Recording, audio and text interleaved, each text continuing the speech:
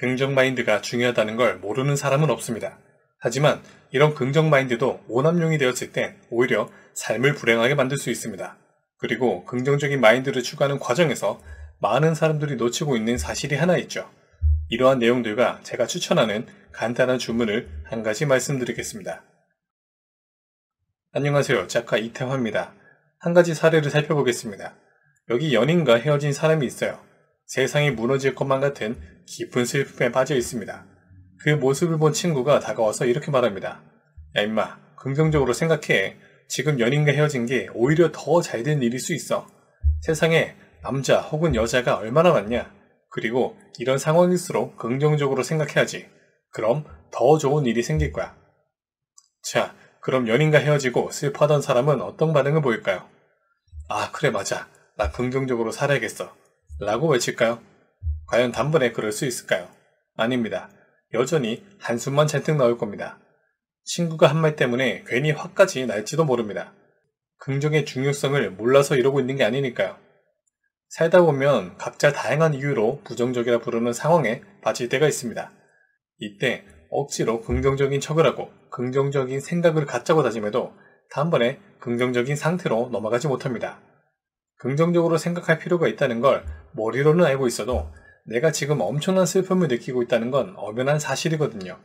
우리가 흔히 부정적이라고 부르는 감정들도 일어나는 데는 다 이유가 있습니다. 이런 감정들을 부정적이라고 무작정 부정한들 없어지는 게 아닙니다. 슬픔이든 분노든 수치심이든 그렇게 내가 억압하고 억누르고 참고 그냥 억지로 긍정적으로 바꾸려고 해봤자 단번에 사라지지 않습니다. 오히려 자신의 내면 깊숙한 곳에 숨어 들어갔다가 나중에 더 심하게 폭발하는 경우가 많죠. 더 심한 경우엔 신체적인 질병으로 나타나기도 합니다. 여기서 중요한 건 단번에 긍정적인 생각으로 넘어가는 게 아니라 우선 슬픔이라는 감정과 마음을 인정하고 수용하는 겁니다. 이렇게 현재 일어나고 있는 마음 상태에 충분히 공감을 해야 그 다음에 긍정적인 상태로 나아갈 수가 있는 겁니다. 억지로 긍정적인 척을 하거나 아니면 반드시 긍정적이어야 한다는 강박관념에 빠지지 마세요. 그게 오히려 우리를 더 부정적으로 만듭니다. 우선은 현재 일어나고 있는 자신의 마음을 챙기는 게 더 중요합니다.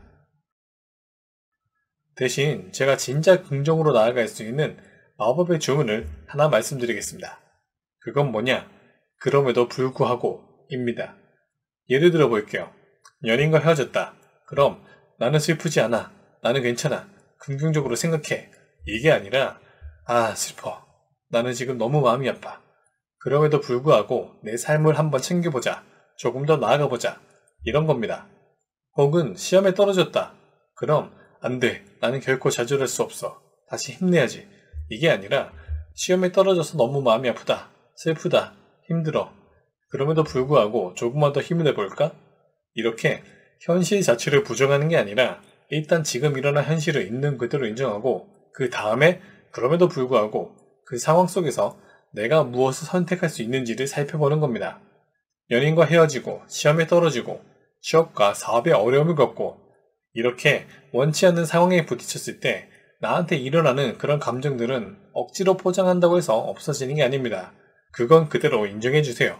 대신 그럼에도 불구하고 그 상황 속에서 진정으로 나와 내 삶을 위해 무엇을 선택할 수 있는가 여기에 한 번 더 집중해보는 겁니다. 그리고 긍정 마인드를 추구하는 과정에서 많은 사람들이 놓치고 있는 점을 하나 말씀드릴게요. 어릴 적부터 지금까지 살면서 힘든 상황에서도 긍정적이었던 경험, 그런 경험이 단 한 번도 없는 분 계신가요? 구체적으로 떠오르지는 않더라도 분명 어딘가에 있을 겁니다. 꼭 엄청 해맑게 웃으면서 받아들인 건 아니더라도 생각보다 대수롭지 않게 쿨하게 넘겼던 적이 있을 거예요. 그렇기에 오히려 기억이 잘 안 날 수 있죠. 이 점이 뜻하는 게 뭐냐면 많은 분들의 내면 속에는 분명 긍정적으로 생각할 수 있는 힘이 있다는 겁니다. 인지 구조 자체가 부정적인 회로로만 이루어져 있진 않겠죠.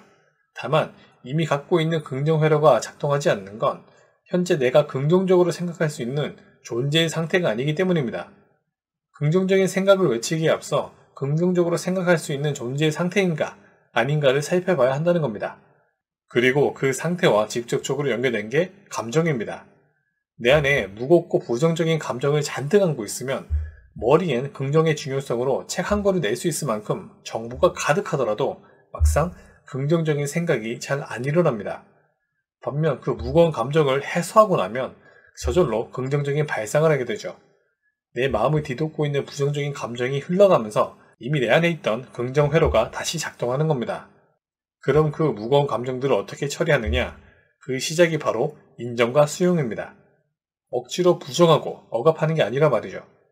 내 안에 잔뜩 쌓여있는 무겁고 부정적인 감정을 털어낼수록 그만큼 긍정 회로가 작동하고 긍정적인 사람이 되며 알아서 자연스럽게 긍정적인 생각이 가능해집니다.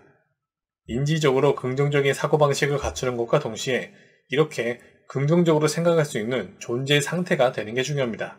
이를 종합해서 말씀드린 주문이 바로 그럼에도 불구하고입니다.